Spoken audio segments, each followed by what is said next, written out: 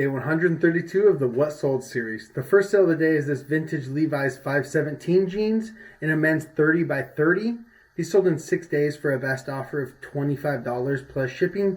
I'm pretty sure someone in the comments actually told me that the 517s are a pretty sought after model and I could probably price them up and get a bit more. I'll have to look a little bit deeper into them. I did just pick up a ton of vintage jeans from the late 90s, early 2000s. Of a bunch of Levi's at the flea market this past week.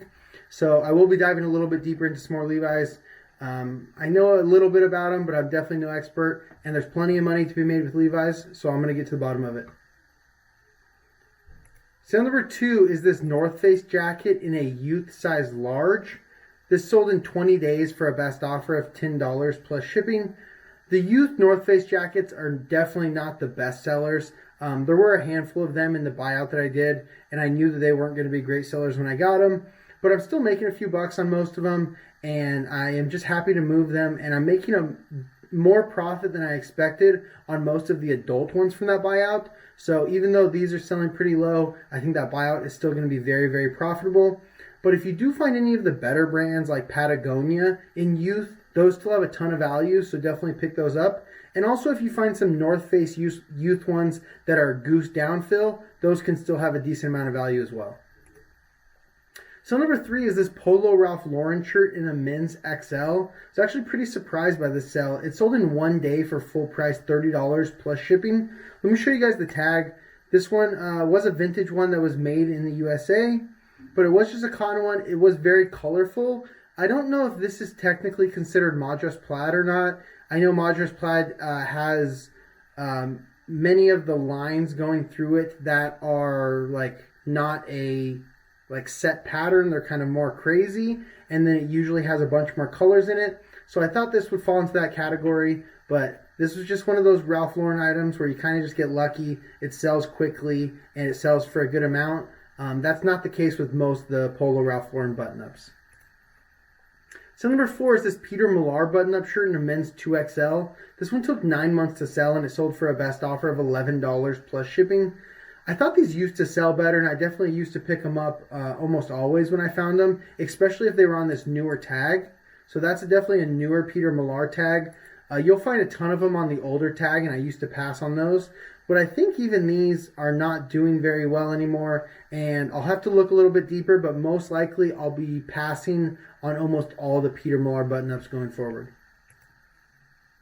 So number 5 is this pair of Fig scrub pants in a women's size large. These sold in 18 days for a best offer of $25 plus shipping. I don't sell many scrubs, but I do know Figs is a good brand, which I'm sure most people do. But if I find Fig stuff, I almost always pick it up because it's usually a pretty quick seller. You're not going to get rich off most of it, but 20 to 30 bucks. And then some of the jackets can sell for a little bit more if you find those in the $40 to $50 range. So number 6, this is a brand that I really like finding. It's a Viella flannel shirt in a men's large. These are the ones that are a wool cotton blend. Most of them are made in Canada. Let me show you guys the tag here. So this one was actually woven in Scotland. So I actually had this one priced up a bit more than I normally price these up because it was made in Scotland and it wasn't one of the Canadian ones. So I'm guessing this one was probably a bit older than the ones that I normally find. And this one sold for a little bit more. It sold in 3 months for a best offer of $25 plus shipping.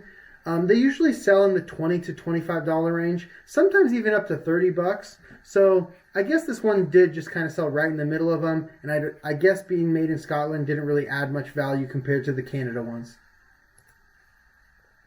Sale number 7, something that I've really liked selling recently are these Trader Joe's employee sweatshirts. This one was in a men's large, and it sold in 1 day for a best offer of $28 plus shipping. All of the Trader Joe's employee shirts and sweatshirts do pretty well. The sweatshirts are definitely the best selling. They usually sell in about the $30 range, and they sell super quickly. They have a crazy sell-through rate. I want to say it was like 300 to 500% sell-through rate or something insane like that. So as long as you price these even somewhat reasonably, they're going to sell quickly.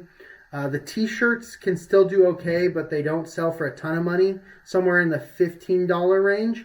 And then the Hawaiian shirts depend on the year that they're from and the print that they have on them, but those usually go in the $20 to $30 range. So number 8 is this pair of vintage 501 Levi's in a men's 36 by 34. These were made in the USA. I think these were probably from the 90s, and they sold in 2 days for full price $40 plus shipping. I picked up a decent amount of Levi's last month at the Rose Bowl flea market. That's what made me pick up so many more this month. So I'm really trying to learn a lot more about Levi's. I know there's plenty of money to be made, and I want to get some of that money. So number 9 is this pair of Joe's jeans in a women's size 27. These are a boot cut, and they took 7 months to sell, and they sold for a best offer of $4 plus shipping. Not a very good pickup. Some of the men's Joe jeans can do okay, but honestly, I just passed on most of them nowadays. Jeans at most of my thrift stores are $10, if not $15. So there's not a lot of the Joe jeans that are probably going to be worth it. So I don't even look up the styles anymore. Maybe I should, but I just don't really think it's worth my time.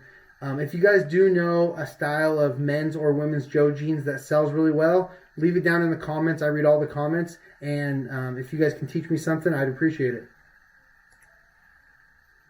So number 10 is this vintage Stuy Shirt in a men's medium. This one had a nice abstract art print on it. I did call it Hawaiian.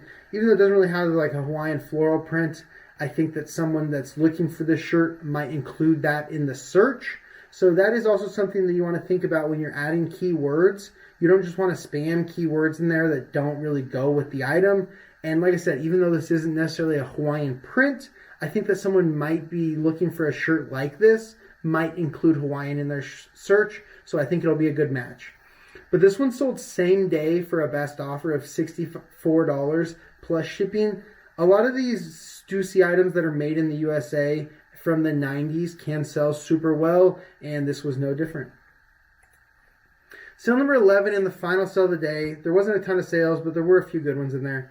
This is an Avi collection Hawaiian shirt in a men's XL. This is one of the ones that's handcrafted in Hawaii. This one sold in 14 days for a best offer of $15 plus shipping. This is usually the low end of what I sell these Kahala Hawaiian shirts, specifically if they're the ones that are handcrafted in Hawaii. I almost exclusively only pick up those, and I usually try to pick those up at a lower buy cost than I would normally pick up most button-up shirts, because I know that they're usually going to sell in the $15 to $20 range. They're more of a mid-tier Hawaiian shirt brand, nowhere near as good as a Rain Spooner or a Jam's World. These are more maybe a little bit above Hilo Hottie in those brands. But that's it for the sales today. Thank you guys so much for watching. I'll see you tomorrow for day 133 of the What's Sold series. Peace.